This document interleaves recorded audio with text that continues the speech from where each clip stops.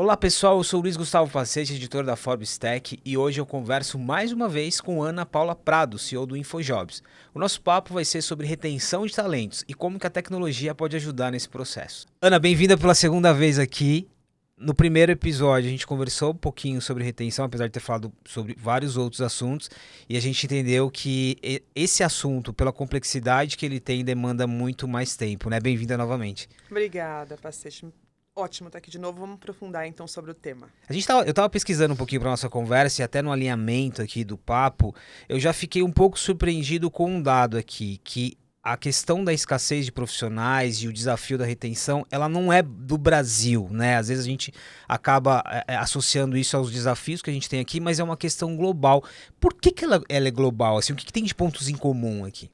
Bom, vamos lá. Acho que escassez de talentos nós estamos enfrentando há algum tempo. Então, todos os países estão enfrentando uma escassez de talentos e acho que antes de pandemia, né, nós tínhamos alguns motivos. Então, por exemplo, você tinha alguns conhecimentos técnicos que eram buscados no mercado por muitas empresas e eram poucos profissionais qualificados, por exemplo.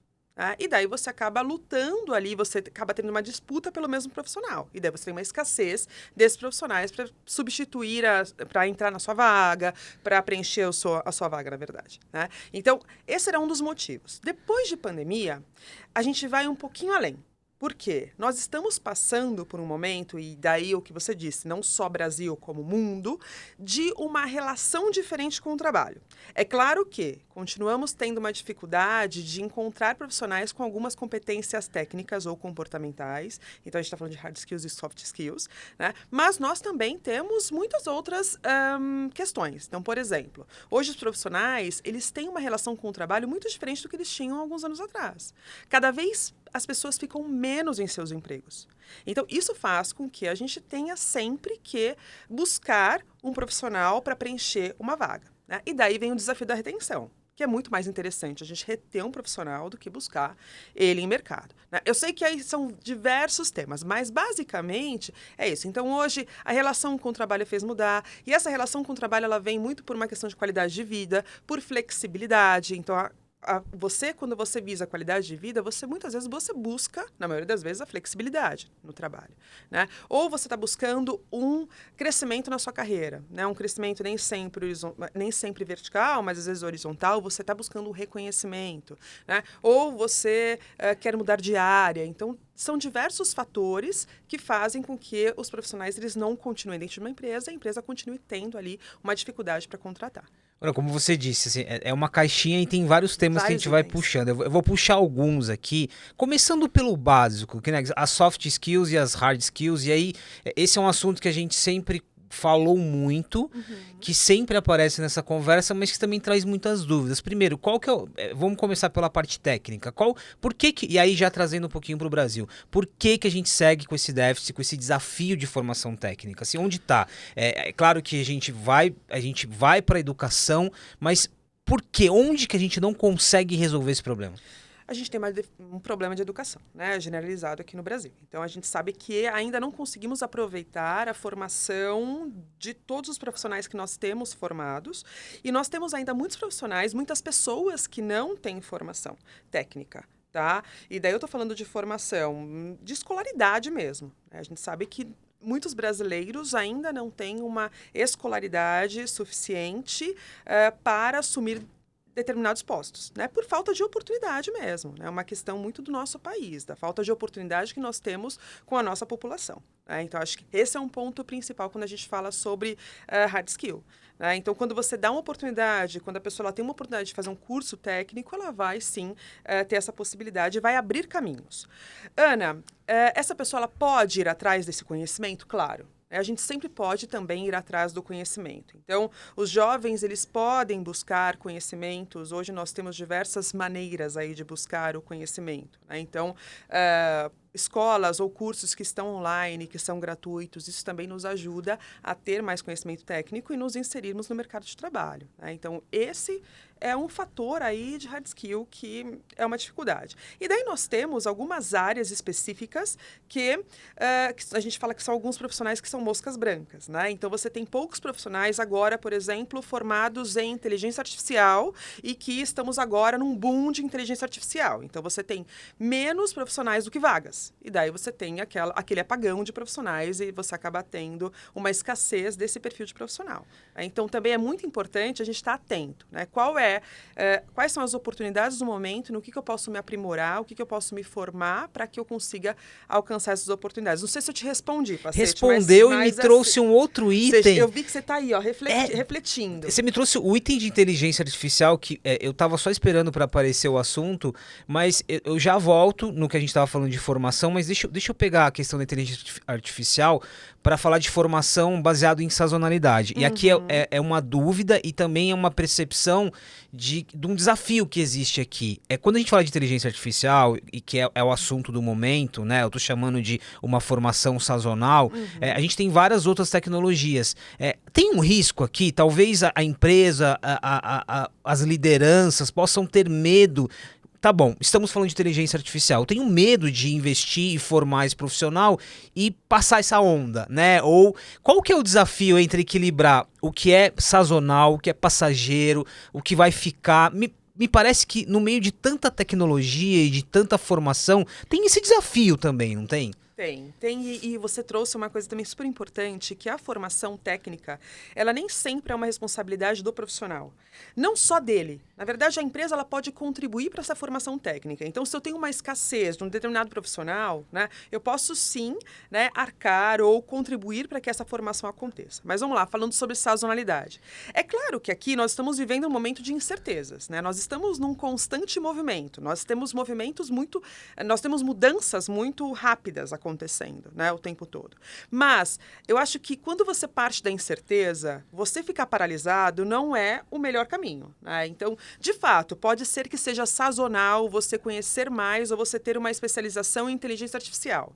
Mas conhecimento nunca é demais. Eu acho que você acaba sobrepondo esse conhecimento quando vir uma nova onda, ou vir uma nova tecnologia, ou vir uma outra inovação, você vai sim ter uma melhor absorção, eu acredito, né? Ou, na verdade, melhor entendimento quando você já tem um background, quando você já tem algum tipo de conhecimento. Então, eu imagino que conhecimento nunca seja demais. Então, não é um risco. Eu acho que aqui não é um risco. A gente tem que aproveitar as ondas, né? Então, você está ali naquele momento da onda, você tem duas opções. Ou você vai mergulhar, ou você vai ali olhar ela passar, né? Então, acho que a empresa, muitas vezes, as empresas, os profissionais, talvez a melhor maneira seja, vamos lá, como é que a gente pode aproveitar essa onda e como é que a gente pode aproveitar disso para melhorar o nosso negócio, melhorar o nosso resultado e assim por diante. Eu acho que aqui tem um olhar muito interessante, teu até que acalma um pouco sobre, não é sobre desperdiçar investimento, né? Pelo contrário, e eu chamei de onda aqui para dar o exemplo, obviamente inteligência artificial não considera uma onda, a gente está falando de longuíssimo prazo. Voltando ainda em formação, você já mencionou aqui o papel da empresa. E aí eu conversando com várias lideranças de companhias, principalmente as empresas de tecnologia, muitas universidades internas, formação, eu percebo que nos últimos anos as empresas elas se movimentaram muito nesse sentido. Teve um impacto significativo, e voltando àquele olhar, agora eu estou separando aqui público-privado, né? Esse esforço das empresas gerou um impacto significativo ou não necessariamente? Foi o suficiente ali para cobrir alguns déficits? Eu não tenho esse dado específico do que foi provocado pelas empresas, mas certamente o movimento dessas empresas incentivou outras empresas a terem esse movimento e fez com que elas tivessem uma melhor absorção e, na verdade, uma melhor... ela conseguiu fechar mais rápido as oportunidades dela quando ela entendeu que para ter aquele candidato ideal, aquela pessoa formada, ela tinha que ter esse movimento. Então, ela precisava, sim, pensar como é que eu vou formar esse profissional para trabalhar comigo, apesar de saber, que daí vem um outro ponto, apesar de saber que ele não vai ficar tanto tempo comigo.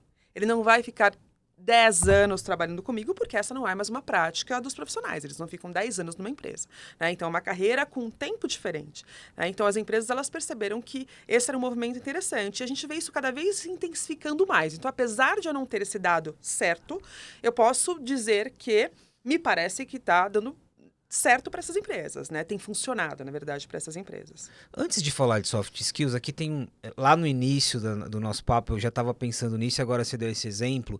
De fato, tem um processo de adequação aqui, né? A gente, e aqui eu estou falando especificamente de modelos de empresas que se estruturaram a partir de uma forma de trabalho, que mudou, né? Mudou não só por causa das novas gerações buscarem um outro estilo de vida, mas a relação do trabalho mudou. Então a gente vive um processo de adaptação. É um processo cultural também. E isso leva a algumas dores, a alguns desafios. A gente está em que...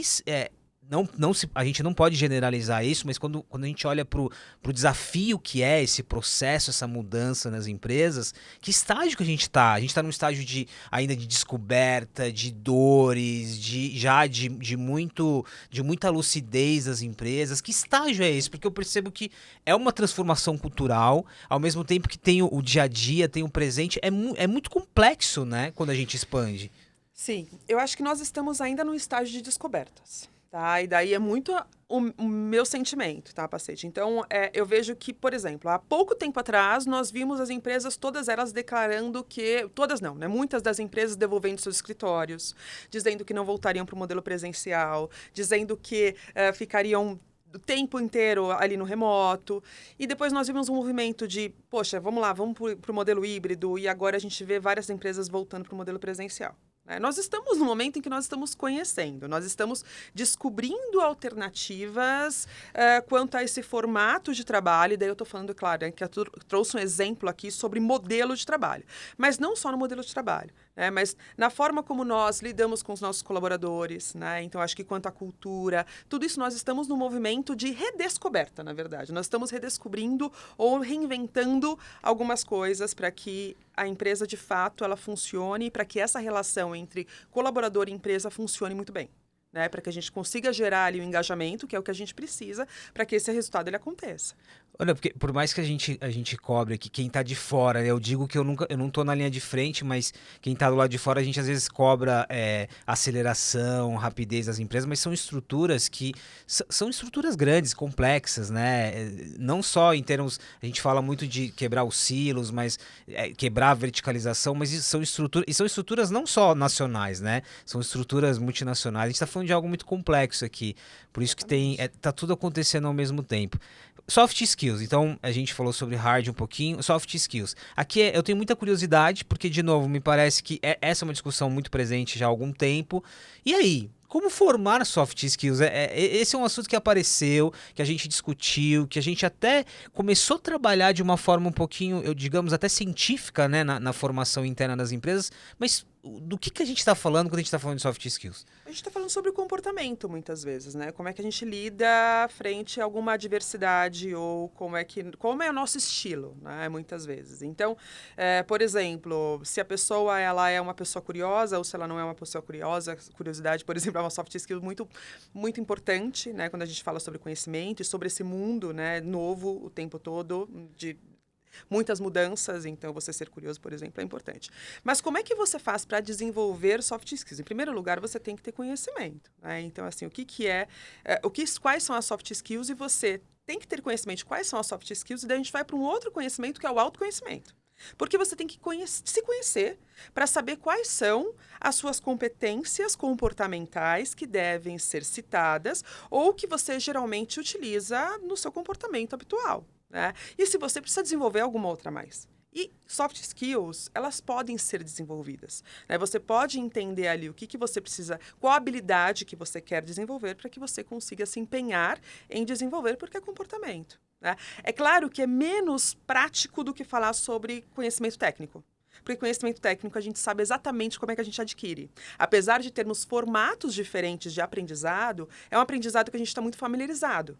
Agora, uma habilidade comportamental, a gente não está familiarizado, porque é como a gente lida com as coisas, né? Mas, de fato, é uma prática, né? Então, você vai praticando, desde que seja interessante para você e desde que faça parte do seu dia a dia também, né? Eu acho que aí também tem que tomar um pouquinho de cuidado em relação a isso. Quando a gente fala de formação aqui, da responsabilidade das empresas, como você falou, que é diferente, né? No caso de uma formação técnica e numa formação comportamental. No caso comportamental, o que que muda? O que que uma empresa pode, eu não digo provocar, mas trazer do ponto de vista comportamental? Me parece no caso do comportamento, entra um pouquinho mais do meu lado pacete, né? Do lado. Sim. Mas o que que uma empresa ajuda nesse sentido? O que que tem sido feito por aí? Ela ajuda muito. Ela ajuda também nessa formação, né? Ela vai contribuir, né, com feedbacks e com uma escuta ativa no sentido de entender como é o pacete, né, para ver como é que ela pode contribuir para que o pacete ele tenha comportamentos diferentes do que tem hoje, desde que o pacete concorde com isso. Né? Então, como é que a gente faz para que essa habilidade ela seja aprimorada? Então, a empresa ela também consegue colaborar dessa forma, né? Seja com treinamentos, com feedbacks, com processo de desenvolvimento e assim por diante. Ana, tem uma perguntinha aqui que ela pode ter tem uma pegadinha nessa pergunta, mas Vamos você lá, vai entender vai porque eu tô lá. falando isso. É o seguinte, ao reter talentos, quais são os ganhos de uma empresa? E ao não reter, o que uma empresa perde? Vamos começar com a parte, os ganhos de uma empresa ao reter o talento. Por que que eu disse que tem uma pegadinha? Primeiro, quais são os ganhos de uma empresa ao reter talento? Mas, considerando que a gente está mudando essa dinâmica de trabalho, reter talento pode se tornar uma coisa negativa para o profissional? É quase um paradoxo aqui. A gente tem um lado que para a empresa é importante, mas e para o profissional? Tem um lado bom de estar ali por muito tempo? A gente começa a ter essa discussão. Reter talento em algum momento pode ser sinônimo de não ser algo bom? Vamos lá. Eu acho que, do ponto de vista da empresa, tá? Eu acho que só se esse profissional não estiver engajado. Tá? Daí eu acho que daí não faria um sentido ali, ou se ele não estiver fazendo uma entrega suficiente, tá? Eu acho que aí seriam os problemas no caso de uma empresa não reter esse talento. Mas a gente está falando de um talento. Então, esse talento, ele está, né, ali pensando de uma forma prática, ele sim está entregando, ele sim é alguém que está encaixado, está uma peça que está bem encaixada ali na minha empresa. Quais são os pontos positivos, né? Então, quais são os ganhos em relação a você reter talento? Quando você retém esse talento, você sabe que aquele profissional ele está engajado com a sua empresa, né? Então, ele está contribuindo para os seus resultados, você não vai ter um custo de você conseguir recolocar aquele colaborador. Então, a gente sabe que existe uma escassez de talentos. Quando eu perco alguém, eu vou ter que repor esse talento e vou demorar tempo. Né? Então, essa cadeira vazia ela vai me gerar um custo. E, além disso, eu tenho um custo de contratar e eu tenho um custo de treinar. É custo sobre custo aqui, custo né? sobre custo, tá? É custo sobre custo. A praticidade, assim, de forma muito prática é isso, né? Então, você tem um custo elevado em perder alguém. E esse profissional ele tem que estar muito satisfeito. Então, eu tenho que pensar como é que eu vou fazer com que ele fique satisfeito dentro da minha empresa. Poxa, quais são as desvantagens, você quer dizer, de eu perder um talento? Isso, de não transformar, porque não transformar a palavra reter talentos em prender profissionais. Não, esse é o ponto. Aqui eu acho que tem uma responsabilidade muito grande também das empresas, né? Porque o exemplo que você deu aqui é um profissional que ele tá ali naquela estrutura, mas ele tá engajado. Acho que o engajamento aqui é uma palavra importante. É um talento, né? A gente tá entendendo que é um profissional que ele é a peça que encaixa ali naquela empresa, tá? Agora, não é um problema, né, no caso. É claro que quando a gente está falando sobre profissional, a gente não consegue segurar nenhum profissional dentro de uma empresa se ele não quiser ficar naquela empresa, tá? Se ele está lá, é porque ele quer estar, né? Ainda mais, eu acho que hoje isso é muito claro, né? Diversas pesquisas mostram que os profissionais, eles ficam cada vez menos tempo. Tem uma pesquisa interessante que eu vi recentemente, dizendo que de 9 em cada 10 profissionais estão pensando em mudar de emprego. Então, veja só. 9 em cada 10 profissionais. Só isso, exatamente. 5 em cada 10, de fato, estão buscando. 4 em cada 10, se surgir uma oportunidade, vai acabar aceitando. Então, não está buscando ativamente, mas está passivo ali. Se a empresa vier abordar esse profissional, ele vai. Então, vamos lá. Como é que eu, como empresa, sabendo que 90% do meu quadro de colaboradores, né, está passível de sair da minha empresa, como é que eu faço para reter essas pessoas? Então, como é que eu faço para dar para ele um bom motivo para continuar? E daí a gente vem com os principais motivos ali de retenção de um profissional. Que hoje os principais motivos são salário, continua sendo o salário? Essa era uma pergunta que eu ia fazer. Motivo. E olha só, isso é também interessante, eu imaginava que isso iria mudar. por conta da relação com o emprego, né? Relação com o emprego mudando, eu imaginei, poxa, então o salário deixa de ser o principal motivo. Mas o salário, ele continua sendo o principal motivo, porque para que você consiga, para que você tenha uma boa qualidade de vida e para que você tenha uma boa qualidade de vida para sua família, você precisa do salário, né? E daí essa relação com o emprego, ela está cada vez mais relacionada com o salário. Então, o salário continua sendo um grande ponto. E na sequência, daí as pesquisas variam. Tem algumas que falam, em primeiro lugar, sobre flexibilidade e em segundo lugar, sobre salário. Mas a maioria delas diz, primeiro lugar, salário e em segundo lugar, a flexibilidade. E daí a gente vê, poxa, peraí, então se eu estou olhando para a minha vida, para o equilíbrio da minha vida, para o pessoal, profissional, que a gente sabe que agora é uma vida única, flexibilidade faz muito sentido. E essa flexibilidade, a gente está falando sobre modelo de trabalho, mas a gente está falando também sobre tempo. Então, qual que vai ser o meu tempo com esse trabalho? Então, a flexibilidade de horário, por exemplo. E daí, num terceiro lugar, vem o crescimento. Então, o reconhecimento da carreira. E daí não é uma carreira como nós imaginávamos alguns anos atrás, e daí eu denuncio a minha idade, porque há muito tempo atrás, nem tanto tempo assim, porque eu sou bastante jovem, mas ali, você ficava 10 anos numa empresa, 20 anos numa empresa, estava ok, né? Era o que você tinha que fazer, não é que estava ok, continua sendo ok, mas era o necessário para que você fosse reconhecido. E agora não é bem assim. Então, esse reconhecimento, ele é cada vez mais urgente. Então, você tem menos tempo para ser reconhecido, né? Para que você seja reconhecido ali dentro daquela empresa, e os profissionais, eles buscam isso. E quando eles não encontram, eles acabam indo para um outro lugar, muitas vezes buscando esse reconhecimento. Então, é muito comum alguém mudar de empresa, é cada vez mais comum, já com um cargo diferente. Então, ele conhece o reconhecimento fazendo essa transição de carreira. Né? Tem só, eu já vou entrar na parte eu já misturei tudo, geracional. você percebeu, né? Não, mas esse assunto, tudo, esse assunto ele mistura muitas coisas e aí deixa claro a complexidade, porque a gente traz aqui elementos que não são novos diante de um contexto totalmente diferente, né? E que vai mudar numa velocidade incrível. E aí eu vou ficando, você vai se surpreendendo também, porque numa camada, de novo, para quem tá de fora, talvez a leitura já seria, não, o salário já não importa, mas é óbvio, né? O salário ele sustenta essa nova dinâmica de vida. Mas ainda sobre o salário, e aí isso também tá relacionado à pandemia. Esse movimento de algumas profissões você poder trabalhar remoto e de você abrir as fronteiras, né? Então você começar a competir com quem ganha em dólar, em euro. Isso teve um impacto relevante? Foi momentâneo, não foi? Deu uma bagunçada também naquilo que a gente estava falando inicialmente? Acho que sim. Eu acho que daí no mercado muito específico, né? No mercado de tecnologia, sim. Eu acho que você tem aqueles profissionais, eles sendo muito mais requisitados e eles tendo uma oportunidade de ganho diferente do que eles tinham anteriormente. Isso continua. Isso a gente percebe que continua. Né? Então, você abriu horizontes para esses profissionais e eles continuam aproveitando disso. Isso vai ser incrível, né? Você tem ali uma mão de obra que não está alocada no seu país, né? Você pode ter uma mão de obra em qualquer lugar do mundo. E daí, a gente pensando na nossa moeda, a nossa mão de obra é bem que está em outros países. Daí a gente acaba tendo uma dificuldade maior de contratar, porque a gente muitas vezes está pagando em real e outra empresa está pagando em euro ou está pagando em dólar. Mas daí eu acho que é muito uma fatia, tá, Pacete? Eu acho que a gente está falando muito sobre um setor específico, sobre áreas específicas. Nem todos conseguiram se beneficiar com essa possibilidade de você trabalhar em qualquer lugar do mundo, tá? É claro que existe, sim, alguns profissionais de determinadas áreas que conseguiram surfar essa onda, mas não foram todos. Acho que principalmente a área de tecnologia. Eles continuam. Tá? Agora, existem muitos profissionais brasileiros que estão trabalhando 100% remoto. E daí a gente está falando sobre trabalhar para uma empresa do Brasil e morando em outros países. Isso a gente também viu acontecer. Né? Não só indo para outros países, também como indo para o interior. Né? Então, a gente viu diversos movimentos acontecendo por conta do trabalho remoto, que também são movimentos interessantes. E que a gente está ali, né? No momento de transformação, a gente não sabe o que vai acontecer. Mas a gente percebe que as empresas voltando, né, a trabalhar presencialmente ou no modelo híbrido, essas pessoas elas já começam a repensar como é que vai ser essa vida.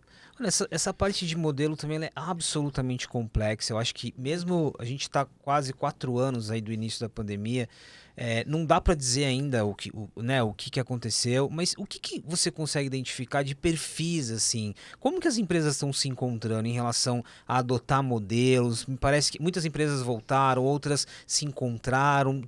Essa é uma discussão ainda muito complexa, não resolvida. Como que tá?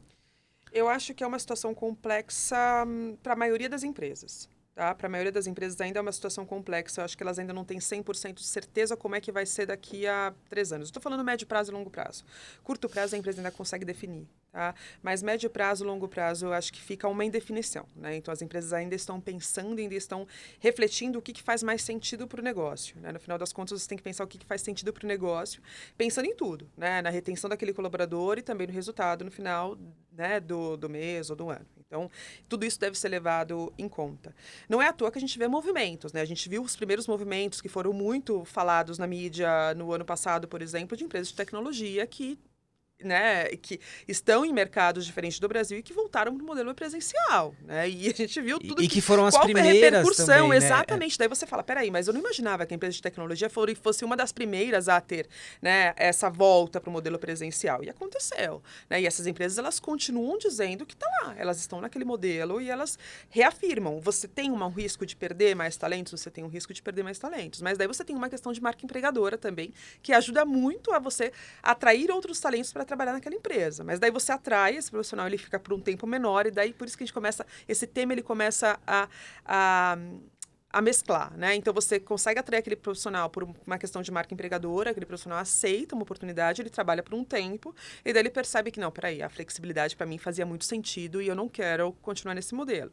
E daí ele vai para uma outra oportunidade, entende? Então, eu imagino que ainda a gente esteja num lugar de conhecimento, né? E eu acho que esse é um grande desafio para as empresas, né? Elas estão testando, né? E é um teste que tem risco, né? Mas ela tem que pensar como é que vai testar, como é que vai fazer tudo isso sem prejudicar a performance, né? Sem prejudicar ali os resultados finais, que a gente tem que pensar nisso sempre. A operação tá rodando no dia a dia, né? Exatamente. Mas tem as dificuldades culturais, né? Que a gente sabe que o modelo remoto, ele tem algumas dificuldades, né, de relação com a empresa, as dificuldades de comunicação, apesar de todas as tecnologias que nós já temos e que já existem, para algumas empresas funcionam muito bem, para outras empresas não funcionam, né? Ou até uma dificuldade de áreas, né? Existem áreas que funcionam muito bem dentro de uma empresa e outras áreas que não funcionam. Né? Então, acho que são diversas reflexões. Estamos no movimento. A gente percebe que aí é algo bem incerto. Ana, recorte geracional. Eu vou olhar sobre 2 aspectos. O primeiro, o intervalo, né? Muda muito. Quais os perfis que a gente tem hoje quando a gente olha para as gerações?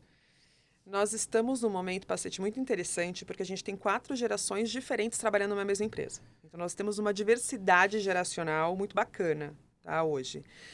O que nos traz algumas diferenças, né? Naturalmente nos traz diferenças e nos leva além da estatística, porque a gente consegue ver ali na prática o que está acontecendo.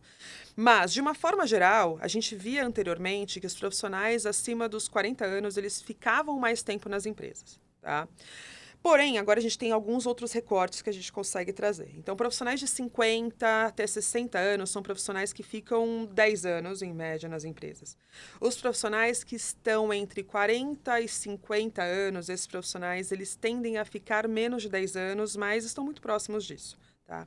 Os profissionais até 40 anos, de 30 a 40 anos, ficam menos do que esses profissionais.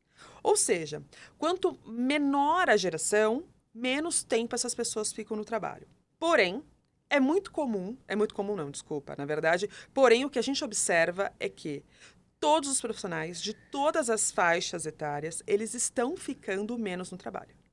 Então, aqueles profissionais que antes tinham carreiras de 20 anos, eles também, e pós-pandemia, tá? Então, pós-pandemia, isso caiu. Então, a gente percebeu que as pessoas estão ficando menos do trabalho. Por quê? A relação com o trabalho, ela não mudou só para uma geração mais jovem. Essa relação com o trabalho, ela mudou para todas as gerações. Então, é comum também que esses profissionais que são mais velhos, né, que têm uma idade mais avançada, eles também tenham menos tempo dentro das empresas, tá? Então, busquem outras oportunidades. E a gente volta para aquela estatística, né? Se eu tenho 100%, 10 colaboradores, se 9 estão aceitando um novo desafio, aí eu estou falando sobre todas as gerações dentro de um mesmo contexto, basicamente. Tá? Então, eles, de fato, eles estão abertos para novas oportunidades. Tá? Porém, os jovens, e daí a gente está falando sobre os profissionais de 18 até 25 anos, esses jovens, 30% deles, eles ficam menos de 3 meses no trabalho. O que é um número assustador, né? Quando a gente pensa, esses 3 meses, o que aconteceu dentro da empresa? Praticamente é o período de treinamento. É um período em que ele está ali de onboarding, né? Entendendo como é que é trabalhar naquela empresa. E ele sai. No momento em que ele entende que ele não encaixa, ele sai. Tá? E daí você tem todo um trabalho, por isso que eu falo sobre o retrabalho, né, da retenção, por isso que é tão importante. Você tem um retrabalho de encontrar aquele profissional no mercado, de treinar esse profissional para sua empresa, sabendo que uma parcela desses profissionais, a gente pode falar de 1/3 aí, ele vai acabar desistindo. Deixa eu ver como eu posso materializar esse exemplo, que ele é importante. O que você falou de 3 meses, né? Digamos que isso escale, né? Essa geração mais jovem, numa proporção maior, no longo prazo, ela realmente não consiga ficar mais tempo. Isso, no longo prazo, e olhando para fora da companhia, tem um impacto muito grande até de formação básica profissional, da relação das pessoas com o trabalho, né? Me parece que... E aí a gente não está falando mais de custo de formação. O mercado como um todo sofre, né? Me parece...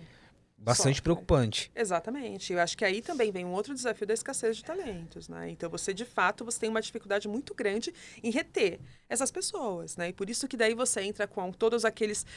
o tripé, né? Que eu estou falando sobre salários, sobre carreira e também sobre flexibilidade. Já que esses são os itens mais valorizados, são diversos itens que são valorizados pelos profissionais, mas eu tenho que olhar muito para isso.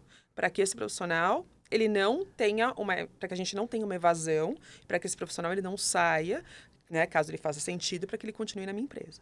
E daí a gente tem outros fatores também, né? Então a gente também fala aí sobre marca empregadora, né, sobre os valores dessa companhia, né, sobre a gente está falando também muitas vezes sobre o propósito da companhia, que é muito interessante, sobre a questão cultural, então como é que é trabalhar naquela empresa e assim por diante. Então esses são outros fatores que precisam ser expostos e o colaborador, antes talvez de começar naquele trabalho, ele deva entender para que ele não tenha que sair em 3 meses. Né? Então, se ele entende antes como é que é trabalhar lá, ele já vai ali muito preparado para aquilo, já aceitando, né? Topando o desafio de fato. Deixa eu pegar esse exemplo. Eu dediquei a última parte do nosso papo para falar de RH 4.0. Eu quero entender mais esse conceito, mas para a gente fechar aqui, o exemplo que você deu sobre o profissional preparado ali, aqui a gente também está falando de uma... Eu vou usar esse termo relação de poder, mas no sentido mais leve possível, porque você tem um profissional que passa a ter mais recursos ali numa negociação, né?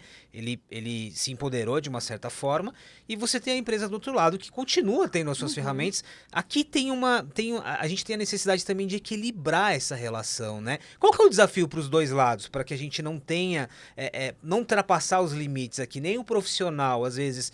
entendendo de toda essa situação, né, se sobrepor, e a companhia, esse ponto de equilíbrio nessa conversa?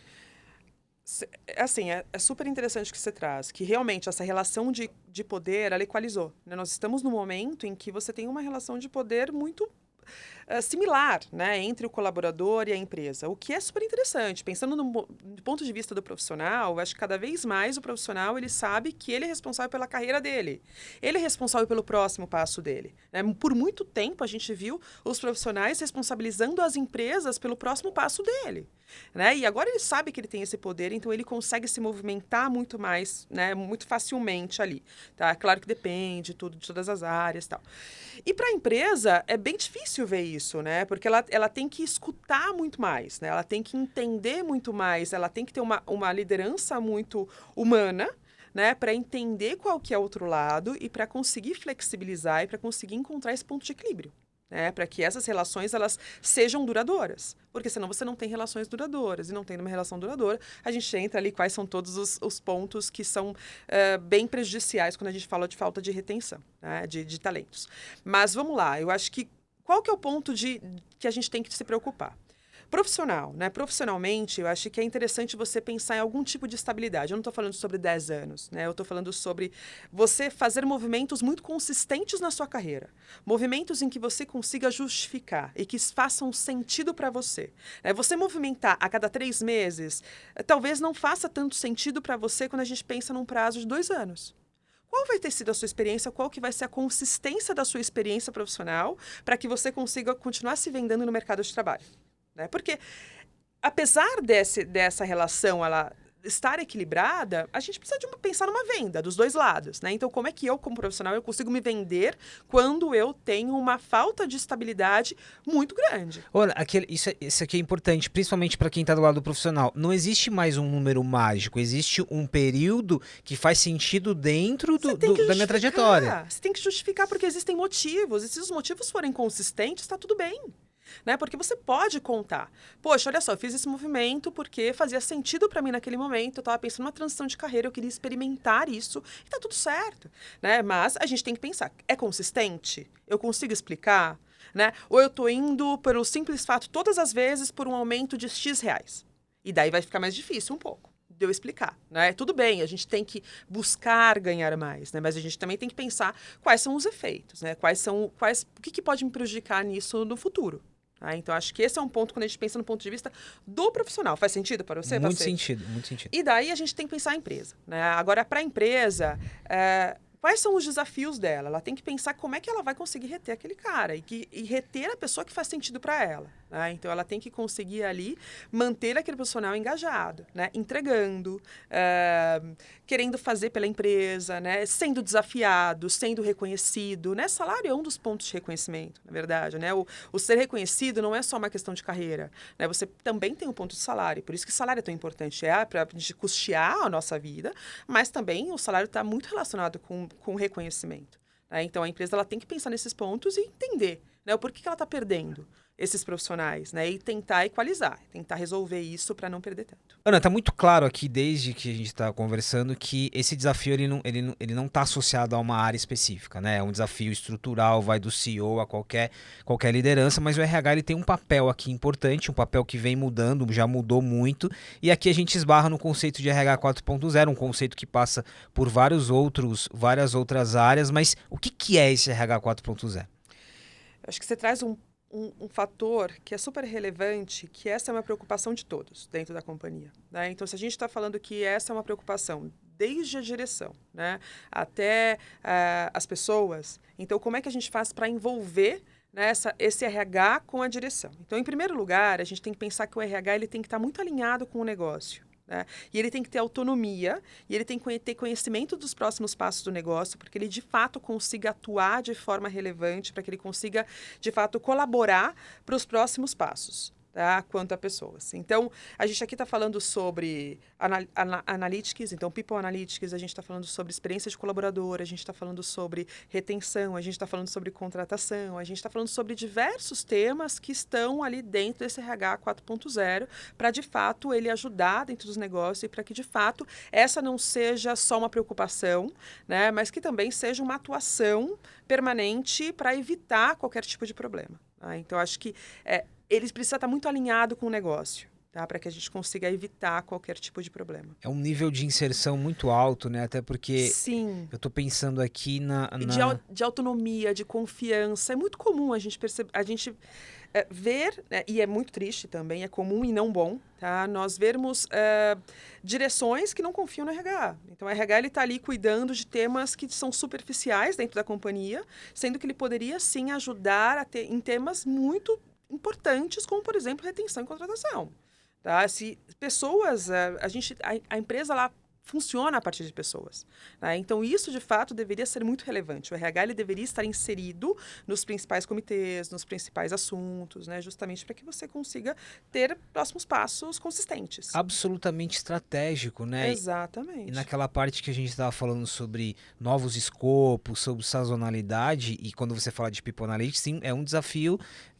O RH precisa estar debruçado nisso, né? De entender, e aí conectado ao negócio, é muito estratégico aqui. Exatamente. Quando a gente olha para o RH e falando de para reduzir, para potencializar a retenção de talentos, onde estão os acertos aqui? O que você consegue entender como boas práticas? Vamos lá, eu acho que é importante que você tenha uma boa marca empregadora, né? Então, no sentido marca empregadora, que você consiga dar uma boa experiência para aqueles colaboradores. Né? A boa experiência vai te garantir um bom posicionamento da sua marca. Né? Por que uma boa experiência vai garantir um bom posicionamento da sua marca? Porque cada vez mais as pessoas elas comentam sobre essas experiências, né? Então as pessoas elas colocam isso dentro das redes sociais. Antigamente a gente falava que era boca a boca, né? Esse boca a boca hoje é muito mais potente. Você está falando sobre deixar ali registrado qual que foi a sua experiência dentro daquela empresa. O fato de você ter esses registros positivos faz com que você tenha um melhor poder para contratar profissionais, né? Então isso você tem que ter muito enraizado. Então a proposta de valor da empresa também, os EVPs têm que ser muito consistentes, né? A cultura da sua empresa ela também tem que estar bem, não só bem escrita, porque cultura não é o que está escrito, né? O que acontece no dia a dia, na verdade, ela é feita pelas relações e pelo comportamento dos colaboradores, mas ela precisa também estar muito bem, acho que tem que ser transparente. Então, essa comunicação tem que ser muito transparente para o que está no mercado, para que a gente consiga atingir as pessoas certas. Tá? Além disso, a gente tem que pensar como é que a gente vai trabalhar essa questão de remuneração, né? Como é que a gente vai trabalhar a questão dos benefícios dentro da empresa, como é que a gente vai trabalhar também isso do reconhecimento, né? Então, o plano de carreira, por exemplo, é um plano... pode parecer básico, ele pode estar no top 3, mas não são todas as empresas que trabalham plano de carreira. E plano de carreira, sendo um dos mais bem avaliados, mais bem quistos, como é que eu posso trabalhar isso para que eu consiga trabalhar com retenção? Né? Então, eu vou ter que olhar para todos esses fatores que me fazem, com que esses profissionais eles continuem comigo. Né, para que eu não tenha nenhum problema com evasão. Então, para que eu também consiga mensurar. Né? E daí eu acho que a gente também pode ir para tecnologias. Né? Então, quais são as tecnologias que vão me garantir eu ter mais informação, né? Então, seja dentro de uma pesquisa de desligamento ou de uma avaliação de clima, quais são as pesquisas que podem me dar algum parâmetro para eu entender, né, se eu estou dentro de um risco ou não, e para eu também pensar em sucessão e como é que eu vou recolocar esse colaborador e assim por diante. E essa é a parte onde o próprio InfoJobs se reinventou muito, né? A parte de tecnologia e aí todo o desafio que a gente está falando aqui passa muito por isso, né? Desenvolvimento de tecnologia, metodologia, a própria observação do mercado, muitos dados aqui também, né? Exatamente. Acho que InfoJobs nós sempre fomos tecnologia, né? Mas nós fomos nos reinventando e nós fomos nos readaptando de acordo com o mercado. É isso, tudo é muito rápido, né? E eu acho que antes nós entregávamos algumas tecnologias que ajudam, sim, na contratação dos profissionais, e daí nós fomos desenvolvendo outras tecnologias que conseguem contribuir com contratações muito mais assertivas e mais rápidas, e agora nós fizemos um lançamento de uma tecnologia que também contribui com a retenção, né? Que a gente percebe que contratação é super importante, só que a gente também tem que trabalhar com retenção. E daí como é que a gente consegue ajudar essas empresas a trabalhar com a gestão dos talentos para evitar uma possível fuga, né, desses talentos. Então, a gente trabalha agora muito mais com retenção. Conceitualmente, como que ela funciona, Ana? Conceitualmente, a gente está falando... Antes nós tínhamos um ATS, né? Então nós olhávamos muito mais para recrutamento, e agora nós estamos com HCM. Tá? Então nós estamos cuidando do capital humano. Cuidar do capital humano é a gente pensar desde o onboarding daquele colaborador da empresa, né? Até a gente medir como é que está sendo a gestão do tempo desse colaborador. Então a gente pode falar sobre o ponto que ele bate, se a gente tem algum tipo de problema com assiduidade, ou depois a gente está falando de pesquisa de clima, ou avaliação de desempenho, tudo isso nós temos dentro da nossa tecnologia e nos dá visibilidade para entender como é que está ali aquele engajamento do colaborador dentro da empresa. Digamos que você passou a observar a jornada com outros olhos e com nível de... Exatamente. Nós fazíamos antes parte de uma parte da jornada, né? A jornada ali de contratação. Então, a gente estava muito preocupado com a experiência do candidato.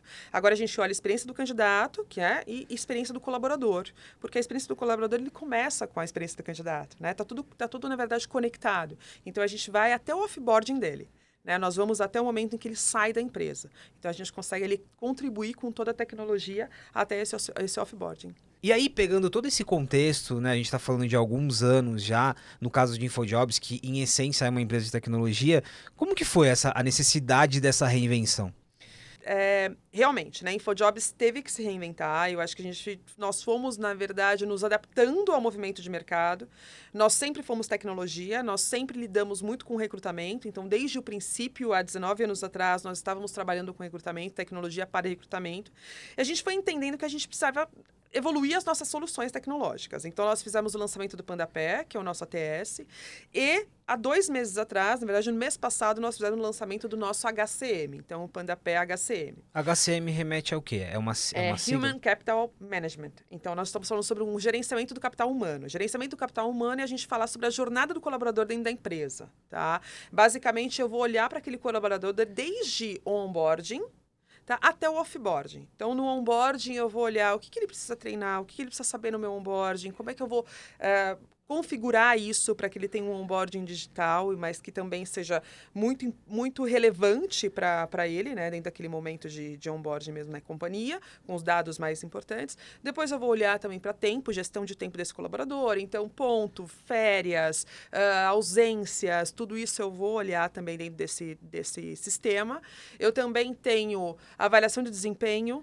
Eu tenho pesquisa de clima também dentro desse sistema.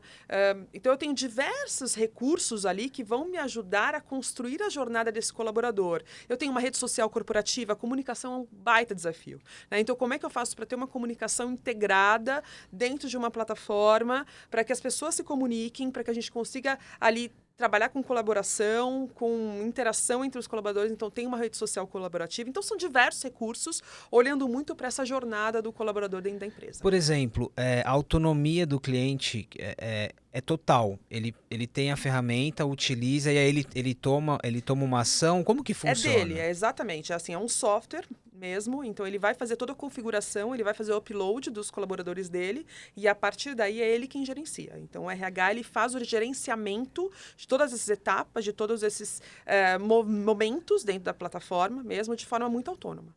Ou seja, o olhar vai muito mais para a jornada, como você disse, e ilustra o que a gente está falando desde o início aqui. Exatamente, com muito mais informação. Então eu consigo medir, né? Eu consigo ter um pouco mais de previsibilidade, né, quanto a alguma saída de um colaborador e assim por diante. Então, eu evito também a retenção. Então, acho que a gente foi além da contratação e agora a gente está no movimento de retenção. Justamente porque a gente sabe que esses são os 2 principais fatores, tá, quando a gente pensa em pessoas, né? Então, quais são os principais desafios com pessoas? Contratação e retenção.